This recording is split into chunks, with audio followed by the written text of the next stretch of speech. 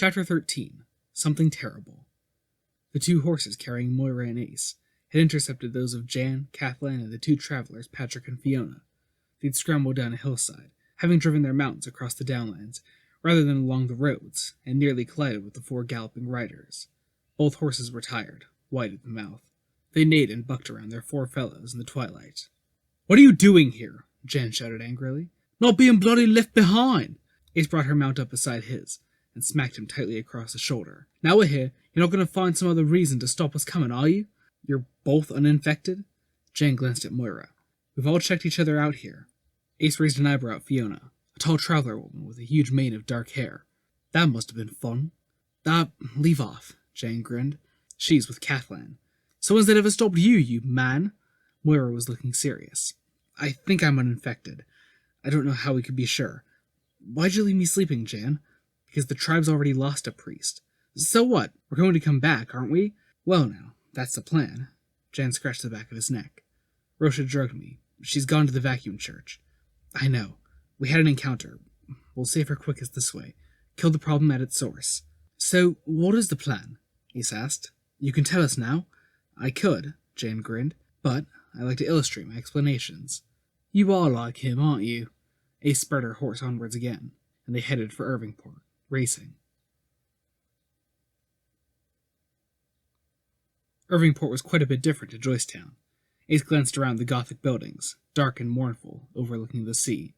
The town was set in a natural harbor, a Heavenite monument, set on each spar of the two shale beaches that led out to form the bay.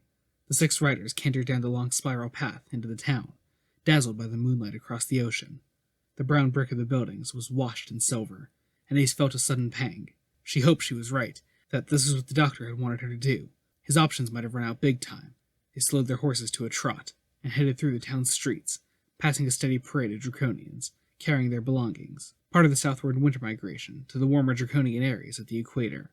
They were all headed to the same destination. Beside the imposing edifice of the town hall stood a Heavenite dome, and a queue of various humans and Draconians was steadily moving towards it.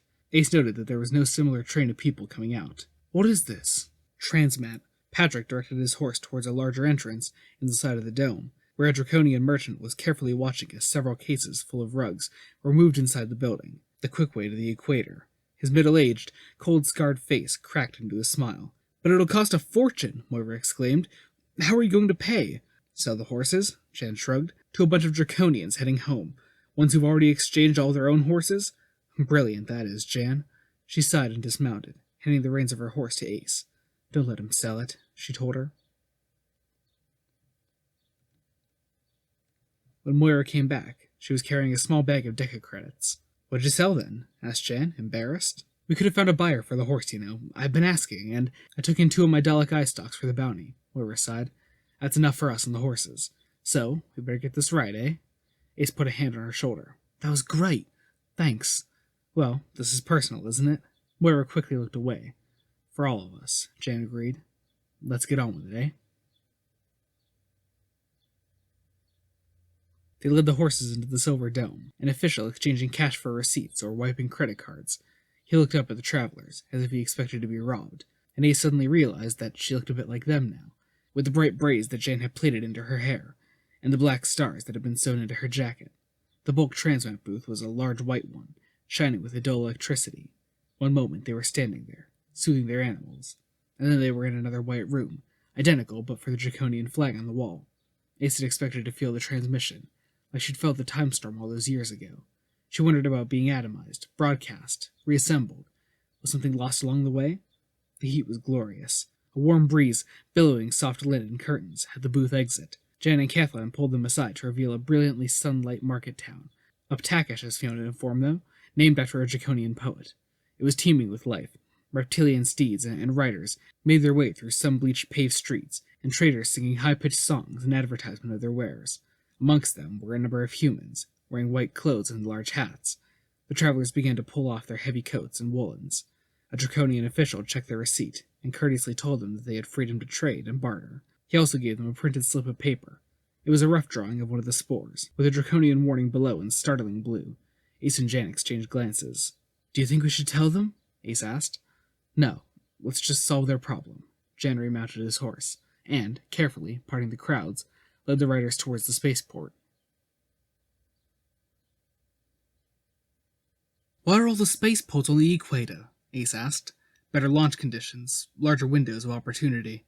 Jan had been looking at her as they rode together down the dry mud road that led the 4 miles out of town to the spaceport. "I love you. Why did you come?" "Because I love you and all. We do things together, right?" "Right. I'll never try to ease you out again." "Or knock me out?" Don't know about that." They kissed, leaning from their horses. Moira overtook them, her mount at a trot. "Come on," she insisted. "We may not have much time." "When we get home," Ace whispered, as they urged the animals on, "we'll have time." The blunt shapes of launch tubes threw long shadows over the carefully mown grass of the spaceport. It wasn't a big space, just 5 launchers and support facilities. A high perimeter fence ran around the boundary, limiting access to the booking and departure hall, a low heavenite building with a pyramidal roof.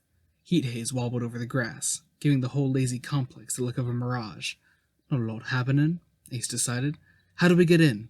"Like this." Jan produced a wire and 2 clips from his saddle pouch. "I made this out of 2 pewter space terminals." They rode along the perimeter fence, looking for an opportunity. Eventually, they found it. An ornamented garden had been built behind a cluster of flat roofs, probably living quarters for spaceport staff. Tall trees provided shade. The horses were tethered to a post by the road some way off, and the team jogged towards the garden. By a small stream, to the sound of trickling water, Jan connected the wire between 2 poles of the fence, bypassing the alarms. Then, flames puffing from his fingers, he ran his hands in a circle across the mesh. Finally, he kicked the body-sized circle of fence he'd made onto the grass. The team hopped through and sprinted along the perimeter. Ace guessed that security here was probably even more lax than in the cold autumn of the north, but they were taking no chances. They reached the main launch buildings after 10 minutes and hid in a cargo storage area, watching as technicians wandered the tarmac. No hurry was obvious. From a maintenance schedule, Moira read that only 1 large vessel was prepared for launch, the Draconian freighter that Bernice had booked a passage on. "Ah, but that's not what we're after." Jan scanned the list of craft quickly. "Here we are, an orbital shuttle, no hyperspace capability." "But that's not going to be armed," Moira told him. "No, but nothing here is. Otherwise, Miller would have used it. This is an old Space Fleet trick. It's in the rulebook. Trust me." Jan quickly compared the maintenance schedule to a map of the spaceport. "Right. Hangar 10. The group ran through the walkways of the spaceport in the sunlight. Ace smelt the hot tarmac and was reminded of those days she'd spent hiding from police between Perryvale factories. Good summers, with Midge and Jules and Manisha. 2 dead now, 1 injured. And Jules wasn't even free yet. Well, maybe they'd do something about that.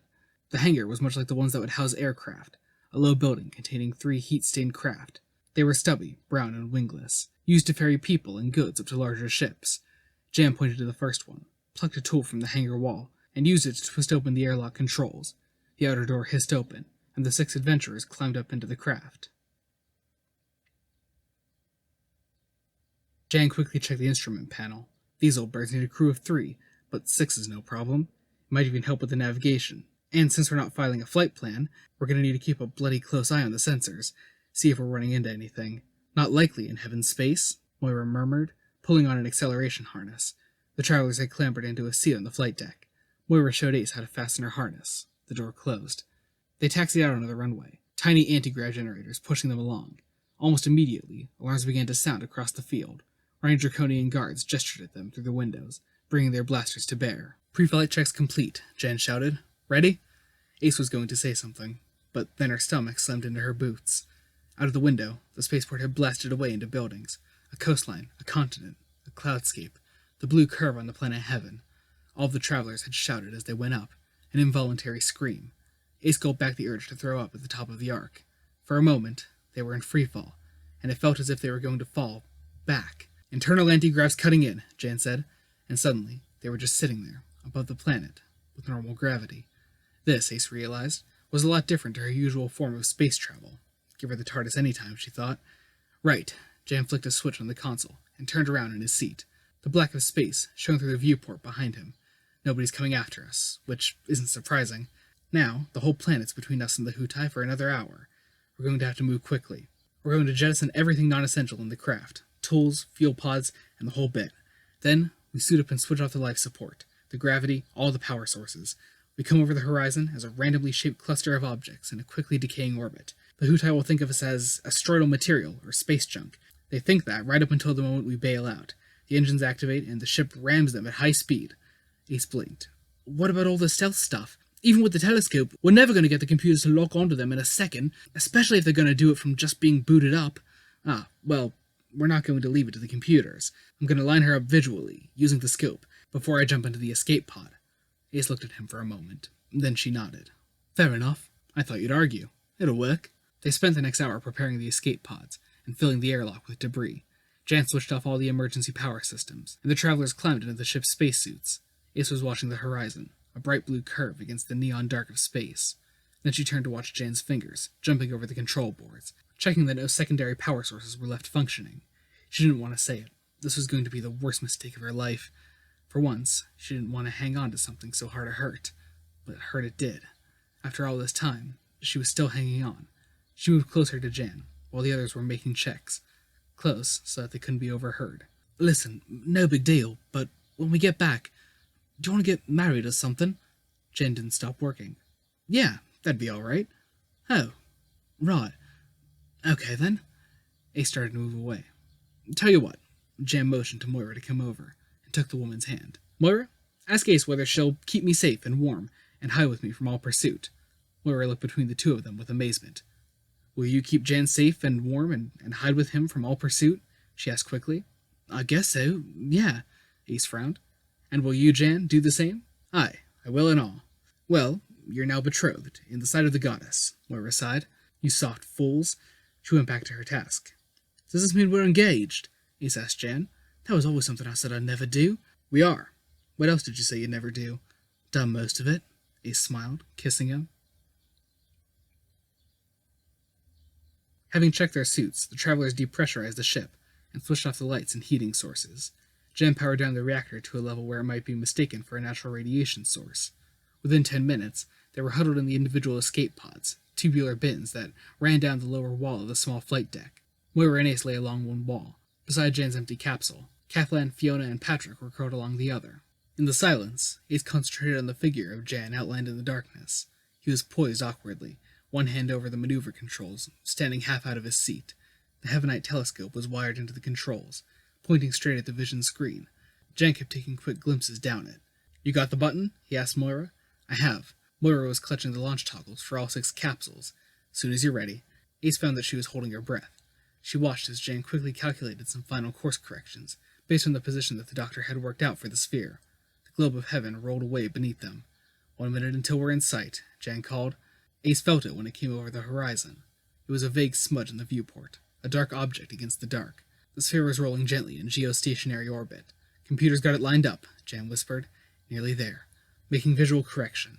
He reached across the ignition switch. Something roared. Kathleen was a raging mass of tentacles, struggling to get out of the escape pod. Remains of his jacket clung to the creature as it shot out filaments, grabbing bits of the hold to pull itself up. Fiona was shivering, staring at her hands in amazement. Before the shivers reached a critical pitch, she hit a control, and the window of the pod slammed shut, locking her inside. A second later, the pod was full of gray matter. Patrick leapt up, and his head exploded in a puff of fungus. The creature turned to Jan, who was staring at the chaos that was happening all around him. His finger hovered over the button. His other hand was scratching his neck. With an effort, he seemed to steady himself, and look through the telescope. The creature that had been Patrick stood, and watched him look. A great gasp came from Jan's lips. So that's it! He laughed, biting his lip, and looked straight at Ace. She'd been watching the creatures making themselves out of human flesh, like it was a dream. Can't push the button, he said. I love you, she said. I love you, he said. Something terrible happened, and then the door slammed shut in front of Ace. The escape pod blasted out of the ship on explosive bolts, falling away in fire. Ace fell, staring, down towards the planet Heaven.